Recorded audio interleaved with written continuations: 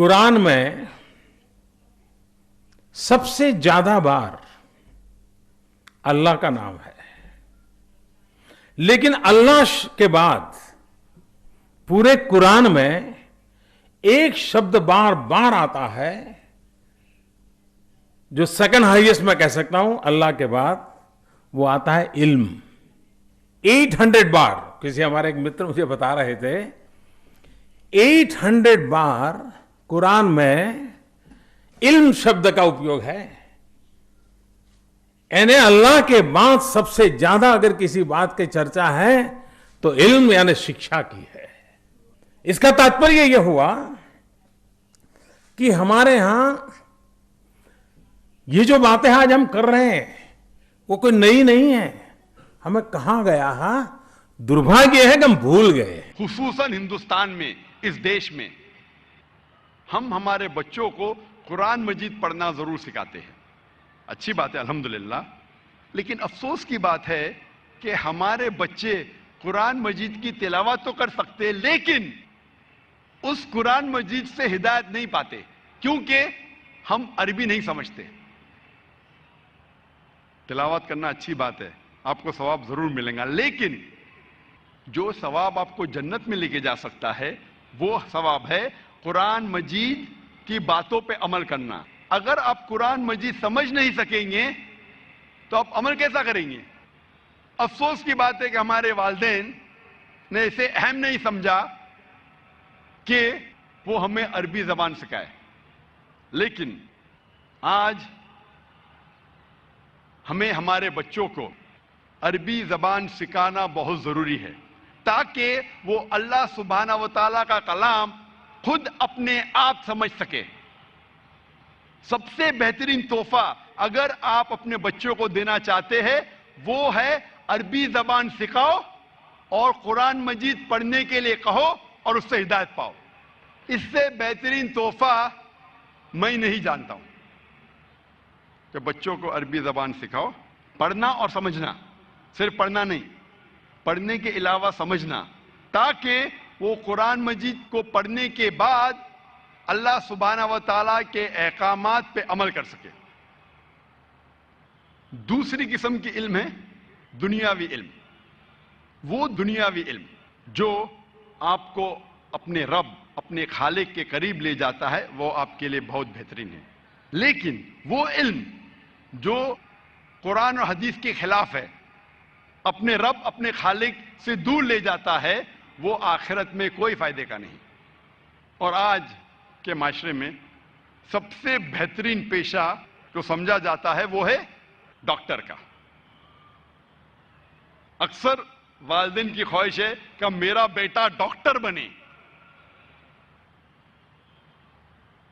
डॉक्टरी के पेशे में जब इल्म हासिल करते हैं मेडिसिन के बारे में, इसमें कई फायदे हैं। मेडिसिन का इल्म जानने के बाद आप हजारों इंसानों की जान बचा सकते हैं, अच्छा है। लेकिन इस इल्म के जरिए आप गलत काम भी कर सकते। एक तरफ है कि आप इंसानों की जान बचा सकते, दूसरी तरफ है कई बार नौजवान जब जिना करते हैं वो डॉक्टर के पास जाते अबॉर्शन करने के लिए, बच्चे को गिराने के लिए, हमल को गिराने के लिए। ये मेडिसिन के इल्म के जरिए कई डॉक्टर अबॉर्शन करते हैं उन नौजवानों के जिना को छुपाने के लिए। कई बार वालिदैन को जब पता लगता है कि मां के पेट में लड़की है तो वो चाहते हैं कि बच्चे को गिराए, अबॉर्शन करे, तो जाते डॉक्टर के पास। उस मेडिसिन के इल्म के जरिए वो डॉक्टर अबॉर्शन करता है, उस बच्चे को गिरा देता है।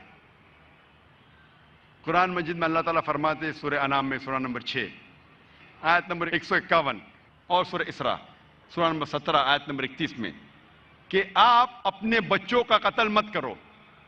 अल्लाह सुब्हाना व तआला आपकी और आपकी बच्चों की परवरिश करेंगे। आप फिक्र मत करो, आप अपने बच्चों का कत्ल मत करो। अल्लाह सुब्हाना व तआला आपके बच्चों और आपकी परवरिश करेंगे। तो ये जो दुनियावी इल्म है कई बार फायदेमंद है, کئی بار نقصان دہ ہے. ایسی مثال میں سینکڑوں دے سکتا ہوں, وقت کی قلت ہونے کی وجہ سے میں صرف ایک ڈاکٹری کی مثال دیا. ہم والدین کا فرض ہے کہ ہم اچھا ماحول اپنے بچوں کو دیں, اور آج اکثر والدین چاہتے ہیں کہ ہم ہمارے بچے کو ایک اچھی عمدہ انگریزی اسکول میں ڈالیں, کانوینٹ اسکول میں, اور بہت جدوجہد کرتے ہیں بچے کو کانوینٹ اسکول میں ڈالنے کے لیے. کئی بار لاکھوں روپیہ رشوت دیتے ہیں تاکہ میرے بچے کو کانوینٹ میں ایڈمیشن ملے. آپ اگر اپنے بچوں کو ایسے اسکول میں ڈالتے ہیں جو مغربی معاشرے کے بارے میں آپ کے بچوں کو سکھاتی ہے, جو اپنے رب سے دور لے کے جاتی ہے, وہ ایسی مثال ہے جیسے کہ آپ اپنے بچوں کے ہاتھ پیر باندھ رہے ہیں رسی سے اور اس کو پانی میں ڈال رہے ہیں اور کہتے ہیں کہ تیرو. آپ اگر اپنے بچے کے ہاتھ پیر باندھیں گے اور پانی میں ڈالیں گے, وہ بچہ کیسا تیرے گا؟ ذمہ دار کون ہے؟ ہم. اور ایڈوکیشن کے ذریعے ہم دیکھتے اسکول میں کئی مثال دے سکتا ہوں. اسکول میں سکھایا جاتا ہے تہذیب کے بارے میں کہ آپ اپنے والدین کی دیکھ بھال کے لیے ایک بوڑھے کا گھر قائم کرو. آپ اپنے والدین کی عزت کرو اور کیا کرو؟ ان کے لیے اولڈ ایج ہوم قائم کرو. یہ سکھایا جاتا ہے تعلیم میں, ویسٹرن تعلیم میں, اولڈ ایج ہوم, تاکہ والدین جب بوڑھے ہو جائے ان کو اپنے راستے سے ہٹا دو. اولڈ ایج ہوم میں ڈالو تو آپ فری ہے, آپ آزاد ہے. وہ آپ کی رکاوٹ بن رہے تو اولڈ ایج ہوم میں ڈالو. یہ اسلام کے خلاف ہے. اولڈ ایج ہوم, بوڑھوں کا گھر, اسلام کے خلاف ہے. اللہ تعالیٰ فرماتے سورہ انعام میں سورہ نمبر 6 آیت نمبر 151, سورہ عنکبوت سورہ نمبر 29 آیت نمبر 8, اور سورہ لقمان سورہ نمبر 31 آیت نمبر 15 میں کہ ہم نے انسانوں کو کہا ہے کہ وہ اپنے والدین سے اچھا برتاؤ کرے. اور اللہ تعالیٰ فرماتے سورہ اسراء میں سورہ نمبر 17 آیت نمبر 23 اور 24 میں کہ آپ اپنے رب کی عبادت کرو اور اس کے بعد اپنے والدین سے اچھا برتاؤ کرو, اور دونوں میں سے ایک یا دونوں ضعیف ہو جائے تو ان کو اف تک مت کہو, لیکن ان کے ساتھ اچھا برتاؤ کرو اور ان کے ساتھ حسن سلوک کرو, اور اللہ سے دعا کرو کہ ان کو برکت دے, کیونکہ انہوں نے بچپن میں میری پرورش کی. اسلام میں جب والدین ضعیف ہو جاتے, ایک یا دونوں, اللہ تعالیٰ فرماتے اف تک مت کہو. اور یہاں مغربی تعلیم میں ہمیں سکھایا جاتا ہے اولڈ ایج ہوم بناؤ. یہ اسلام کے خلاف ہے. مغربی تعلیم میں ہمیں سیکس ایڈوکیشن سکھایا جاتا ہے, اور جو میں مغربی تعلیم کہہ رہا ہوں وہ ہندوستان میں بھی, بمبئی میں بھی ہو رہا ہے. سیکس ایڈوکیشن صرف ویسٹرن کنٹریز میں نہیں, انڈیا میں بھی, بمبئی میں بھی. آپ کتنے اسکول میں جاؤ, وہاں آپ کو تعلیم دینے کے لیے اسپیشلسٹ آتے ہیں جسے کہتے ہیں سیکس ایڈوکیٹرز, اور کہتے ہیں بچوں سے اسکول میں, چھٹی کے بچوں سے, 7ویں 8ویں 9ویں 10ویں, مغربی ممالک میں نہیں, بمبئی شہر میں کہتے ہیں کہ آپ کانڈم کا استعمال کرو ورنہ بیمار ہو جائیں گے, بیماری پھیلیں گی. کانڈم کا استعمال کرو ورنہ بچہ پیدا ہو جائے گا. آپ مغربی ملک میں جائیں گے تو ہورڈنگز لگے ہیں, condomise yourself, save yourself from AIDS, condomise yourself, مطلب ایڈز سے بچنے کے لیے کانڈم کا استعمال کرو. مغربی ملک میں تعلیم یہ دینا چاہیے کہ زنا مت کرو, تو تعلیم دے رہے زنا کا راستہ دکھا رہے, کرو لیکن بیماری سے بچنے کے لیے کانڈم کا استعمال کرو. ہمارے معاشرے کو کیا ہوا ہے؟ اور افسوس کی بات ہے کہ اب پیرنٹس کو بلایا جاتا ہے اور ایک بھی پیرنٹ اپنا منہ بھی نہیں کھولتا ہے. ایک بھی پیرنٹ، وہ پیرنٹ کو بھی تعلیم دی جاتی ہے کہ اپنے بچوں سے کہو کہ کانڈم کا استعمال کرو.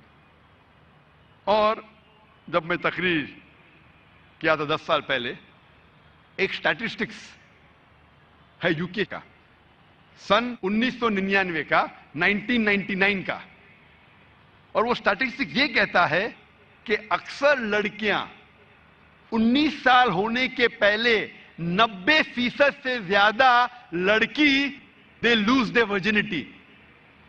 ہندی میں کہوں گا کہ وہ زنا کرتی ہے.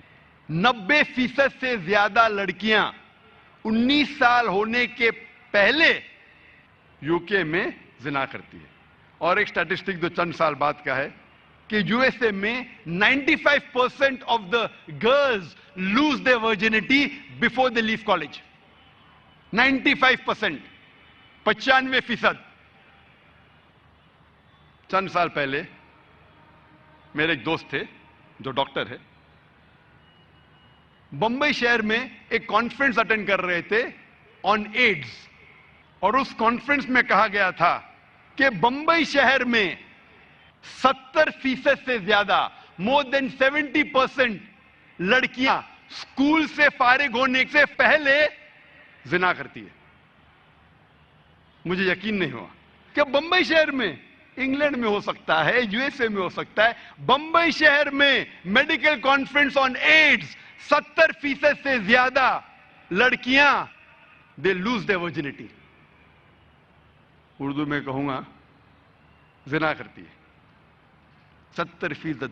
10 لڑکیاں جو اسکول میں جا رہے بمبئی شہر میں، 10 میں سے 7 زنا کر رہی ہے. کان کو یقین نہیں ہوتا. یہ بھی سٹیٹسٹک سے چند سال پہلے کی. ہم کیا سکھا رہے ہیں ہمارے بچوں کو؟ اسی لیے جب ایک سروے کیا گیا تھا یو کے میں، انگلینڈ میں،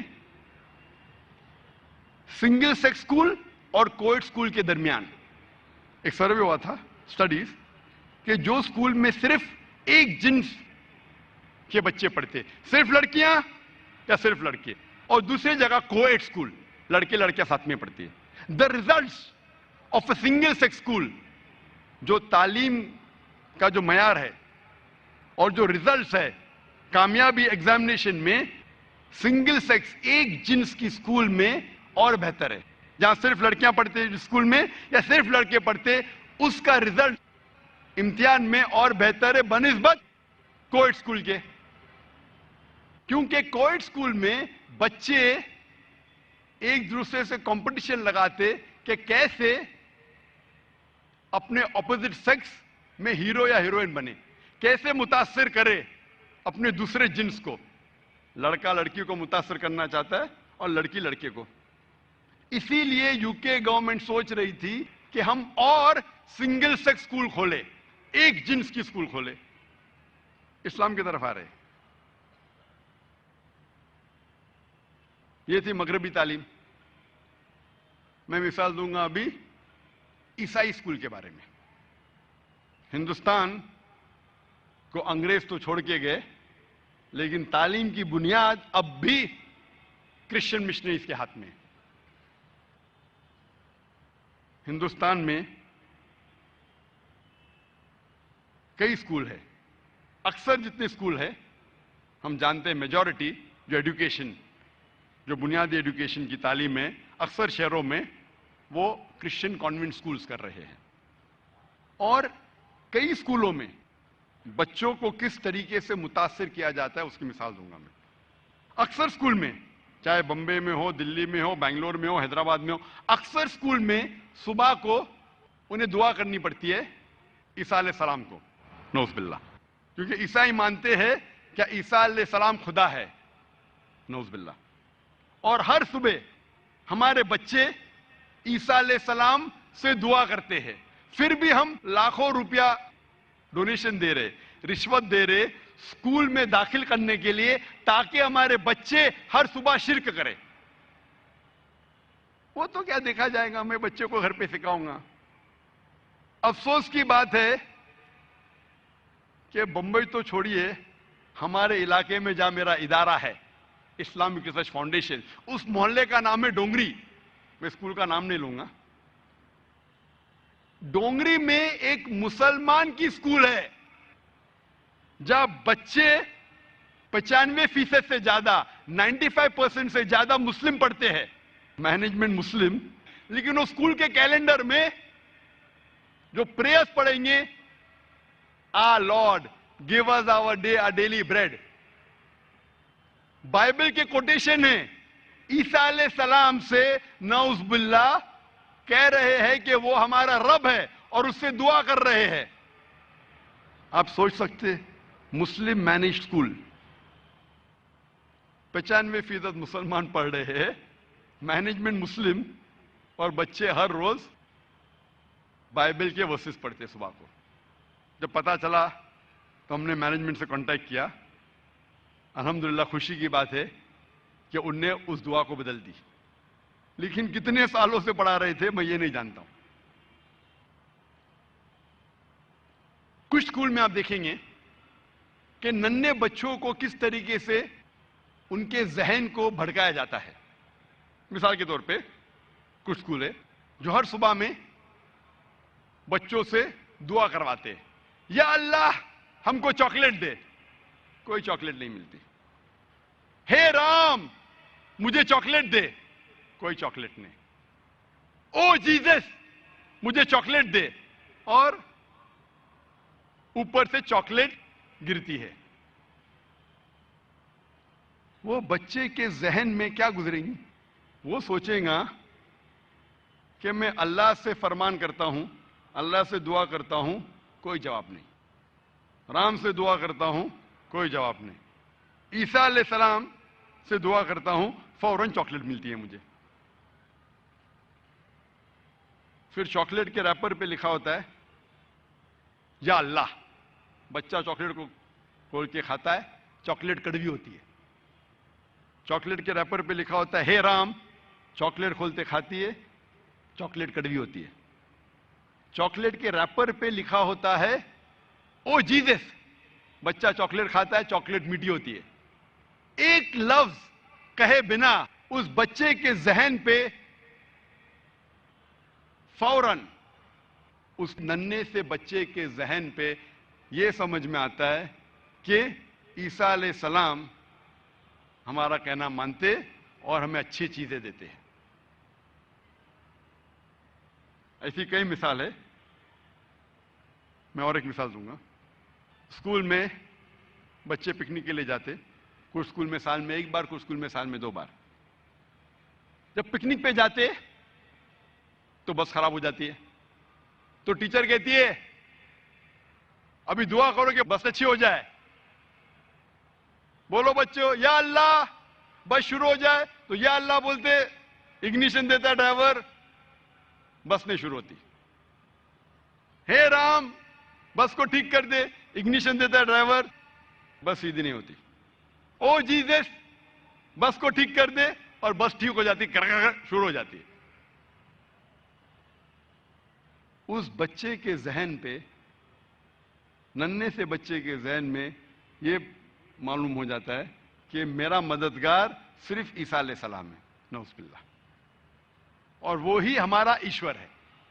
والدین کا فرض ہے کہ اپنے بچوں کو صحیح تعلیم دے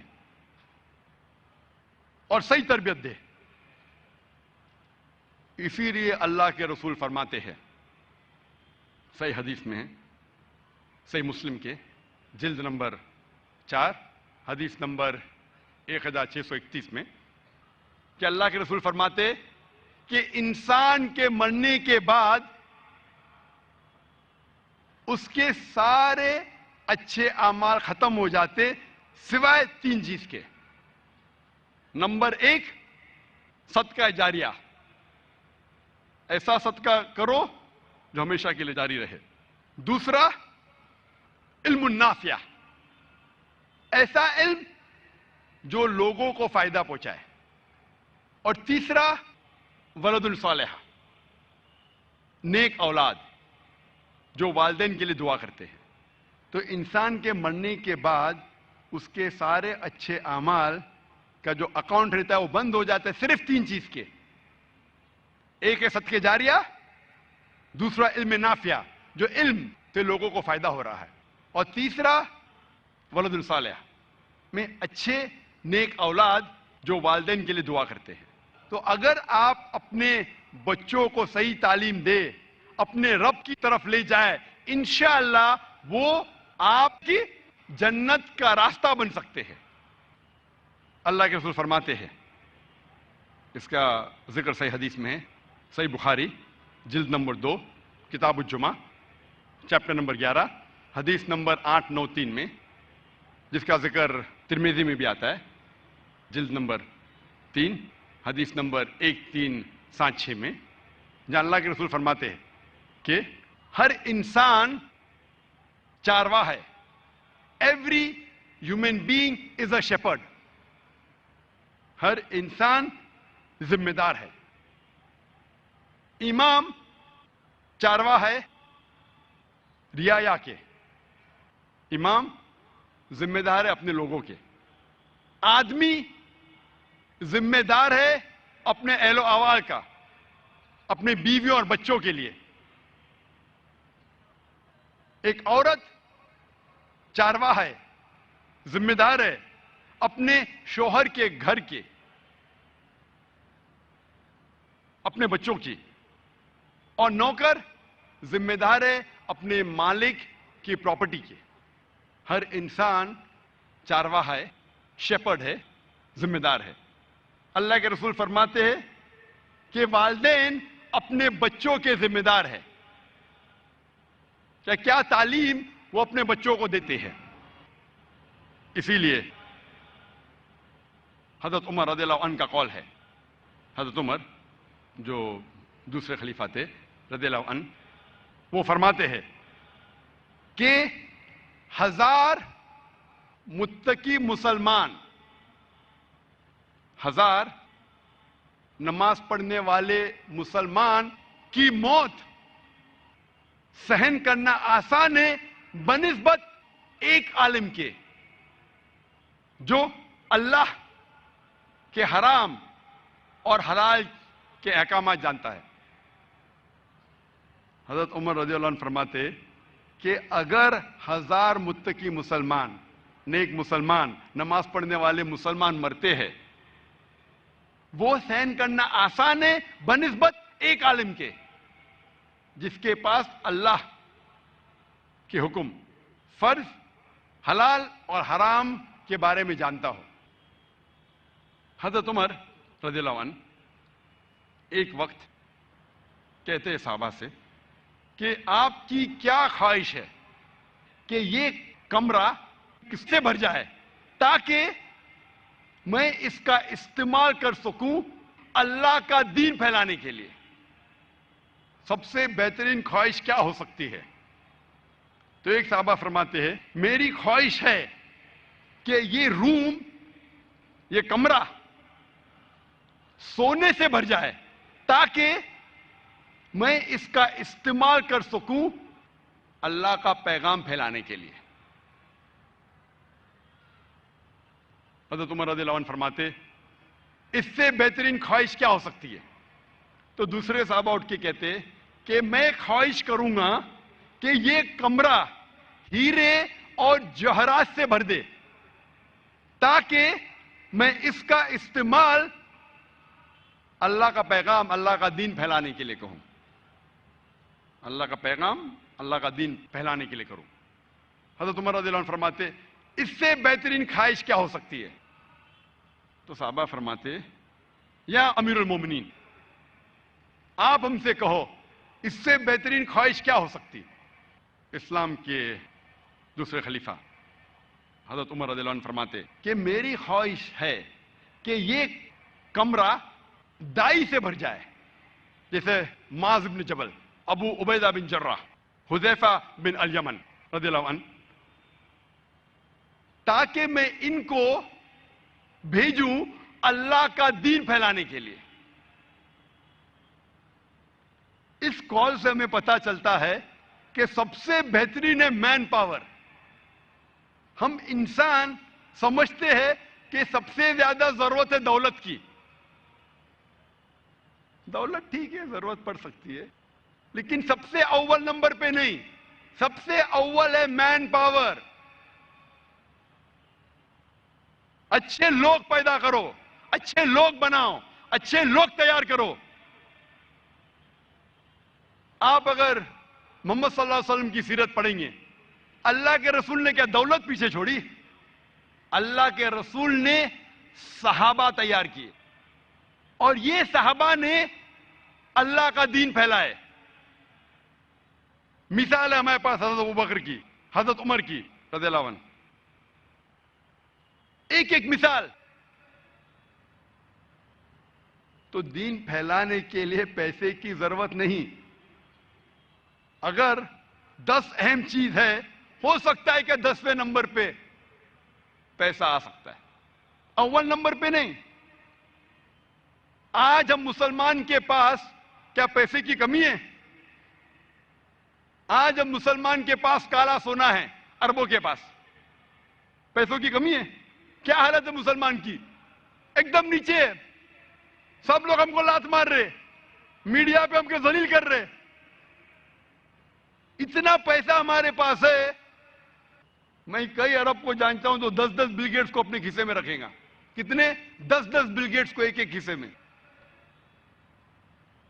یہ فوربس کی لسٹ پہ مت جائیے آپ. یہ فوربس کی لسٹ صرف چند تاجر کو لے کے اپنی لسٹ بناتے، فرش بناتے ہیں. اللہ نے مسلمانوں کو پیسہ کم نہیں دیا، پھر بھی ہماری یہ حالت ہے. کیوں؟ اس کی کیا وجہ ہے؟ اس کے بارے میں کہوں گا انشاءاللہ کچھ دیر بعد. تو دولت دین پھیلانے کے لیے ضروری نہیں ہے. اور اللہ نے آپ کے سامنے جو ناچیز کھڑا ہے، میں جانتا ہوں کہ 20 سال پہلے ہم نے قائم کی تھی ہماری اسلامک ریسرچ فاؤنڈیشن. میں نے میرے والد سے کہا کہ آپ لاکھوں روپیہ باہر دیتے ہیں خیرات میں، مجھے 5000 روپیہ دو مہینے کا. ہم نے اسلامک ریسرچ فاؤنڈیشن شروع کیے 5000 روپیہ مہینے سے، بس 5000 روپیہ. 20 سال بعد اللہ نے الحمدللہ اللہ کی مدد سے، اللہ کی ہدایت سے، اللہ کی مہربانی سے آج ہم ایسے مقام پہ پہنچے ہیں ماشاءاللہ کہ دنیا میں کوئی بھی نان گورنمنٹ پرائیویٹ دعوی آرگنائزیشن نہیں ہے. الحمدللہ ثم الحمدللہ. آج جو ہمارے پاس لوگ ہیں، جو والنٹیئرز ہے، جو دائی ہے، وہ امپورٹنٹ ہے. لوگ سمجھتے کہ پیسہ ضروری ہے. پیسہ میرے حساب سے ضروری نہیں ہے. ٹھیک ہے 10ویں نمبر پہ آ سکتا ہے، اہم نہیں ہے.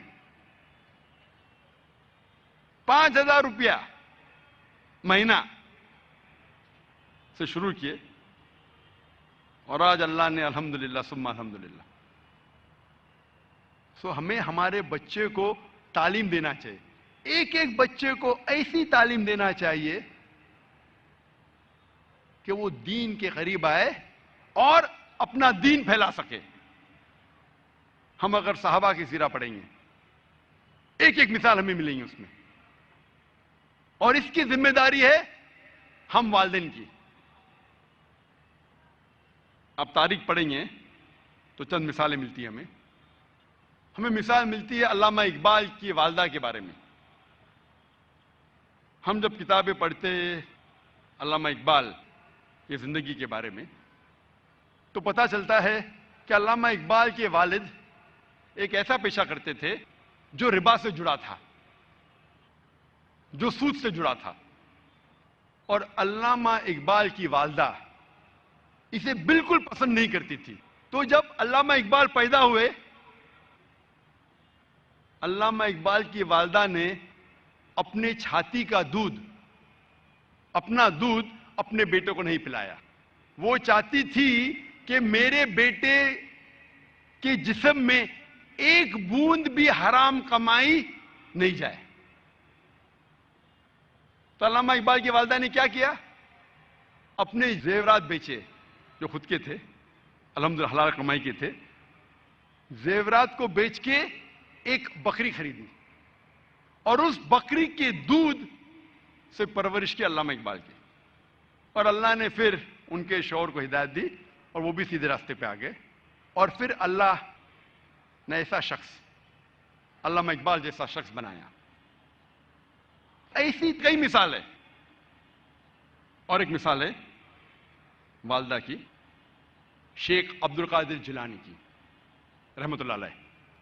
شیخ عبد القادر جیلانی رحمۃ اللہ علیہ الحمدللہ توحید پہ تھے، اور انہوں نے اس شہر ہندوستان میں اسلام کا دین پھیلایا، ان کا بڑا ہاتھ ہے، اور وہ توحید پہ تھے، اسلام کا صحیح پیغام گھروں تک پہنچایا۔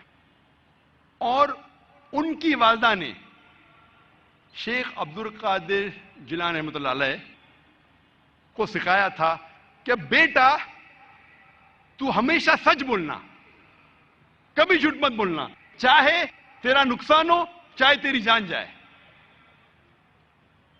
ایک وقت جب شیخ عبد القادر جیلانی رحمۃ اللہ علیہ جب ایک سفر کر رہے تھے تو ان کی والدہ نے کچھ اشرفیاں ان کے کپڑے میں سی دی تاکہ وہ گم نہ جائے، تاکہ کوئی انہیں چوری نہ کرے۔ جب وہ سفر پہ نکلتے ہیں تو ایک ڈاکوؤں کا گروہ انہیں پکڑ لیتا ہے، اور جب جانچ پڑتال کرنے کے بعد کچھ پیسہ نہیں ملتا ہے تو وہ ڈاکو کہتے ہیں شیخ عبد القادر جیلانی رحمۃ اللہ علیہ سے کہ تیرے پاس کچھ پیسے نہیں؟ انہوں نے کہا ہاں ہے، میری ماں نے میرے کپڑوں میں سی لی ہے، اور وہ جگہ دکھاتے ہیں۔ وہ ڈاکوؤں نے کہا کہ اگر یہ بچہ ہمیں نہیں بتاتا تو ہمیں کبھی یہ اشرفیاں نہیں ملتی ہے۔ وہ اتنے خوش ہوئے اس بچے کے ایمانداری سے اور پوچھا کہ تم نے ہمیں سچ کیوں کہا؟ تو اس نے کہا کہ میری ماں نے مجھے سکھایا ہے کہ کبھی جھوٹ نہیں بولنا، چاہے میری جان جائے۔ وہ ڈاکو اتنے خوش ہوئے کہ انہوں نے ڈاکہ ڈالنا چھوڑ دیا۔ ایسے کئی مثال ملتے ہیں۔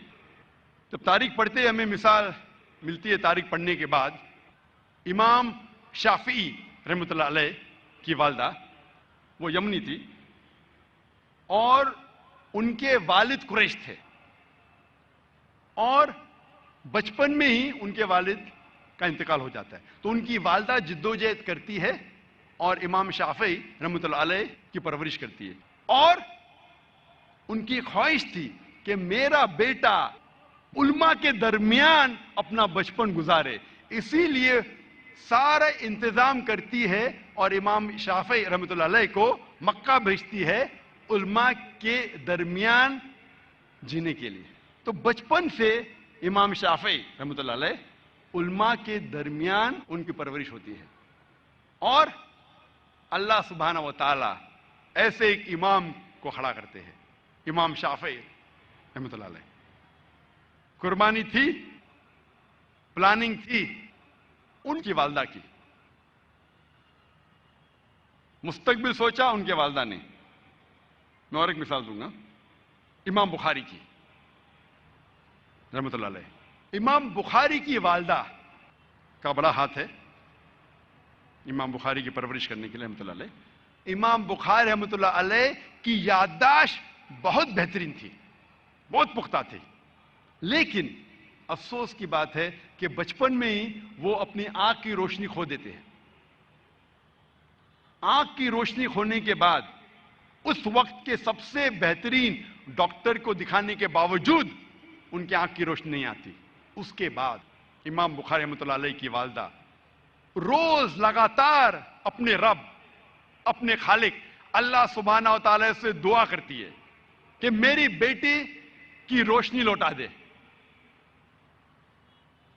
اس کے بعد کئی عرصوں بعد اللہ سبحانہ و تعالی ان کی والدہ کی دعا سنتے، اور ان کی والدہ کے خواب میں آتے ہیں حضرت ابراہیم علیہ السلام، اور حضرت ابراہیم علیہ السلام فرماتے کہ تیرے بیٹے کی روشنی لوٹا دی گئی ہے، اور صبح کو امام بخاری رحمۃ اللہ علیہ وہ پھر سے دیکھ سکتے ہیں۔ تو یہ مثال ہے والدہ کی، کس طریقے سے انہوں نے اپنے بچوں کی پرورش کی۔ میں اور ایک مثال دوں گا۔ دو لوگ تھے جو آپس میں بہت محبت کرتے تھے، فاروق اور صالحہ۔ اور فاروق اور صالحہ آپس میں محبت کرتے تھے، انہوں نے شادی کی۔ شادی کے 3 مہینے بعد جہاد کا اعلان ہوتا ہے اور فاروق جاتے ہیں جہاد پر۔ جہاد کے جانے سے پہلے وہ اپنی اہلیہ، اپنی بیوی صالحہ کو 30,000 دینار دیتے ہیں۔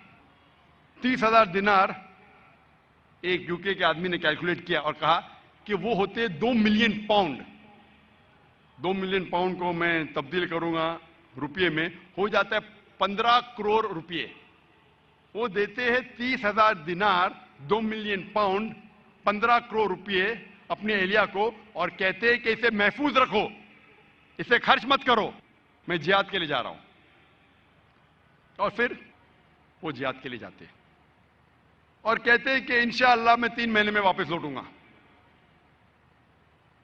ان کے جانے کے چند مہینے بعد ان کی اہلیہ صالحہ کو ایک بیٹا پیدا ہوتا ہے۔ 1 سال گزرنے کے بعد ان کے شوہر واپس نہیں آتے، 2 سال گزرنے کے بعد واپس نہیں آتے، 2.5 سال بعد ایک شخص آ کے کہتا ہے صالحہ سے کہ میں نے تمہارے شوہر فاروق کو دیکھا کہ وہ گر گئے اور وہ گھائل ہو گئے۔ پھر چند سال گزرتے ہیں، پھر بھی فاروق واپس نہیں آتے۔ تو اس کی اہلیہ سمجھتی ہے کہ میرے شوہر کا انتقال ہو گیا۔ لیکن 30 سال بعد فاروق واپس مدینہ لوٹتے ہیں اور ان کی خواہش تھی کہ میں میری اہلیہ سے ملوں، لیکن وہ بہت پرہیزگار تھے۔ مدینہ میں آنے کے ساتھ سب سے پہلے جاتے مسجد میں نماز پڑھنے کے لیے۔ نماز پڑھنے کے بعد وہ دیکھتے ہیں کہ کئی علماء آپس میں علم کے بارے میں گفتگو کر رہے ہیں، اور ان میں سے ایک نوجوان، تقریباً 30 سال کا نوجوان، جس کا نام تھا شیخ عبد الرحمن، وہ سب سے بہترین عالم تھا، وہ اس سے کافی متاثر ہوتے۔ پھر وہ جاتے ہیں اپنے گھر کی طرف۔ جب گھر میں داخل ہوتے ہیں تو اپنی بیوی صالحہ سے ملتے ہیں۔ وہ دونوں خوشی کے مارے رو پڑتے ہیں۔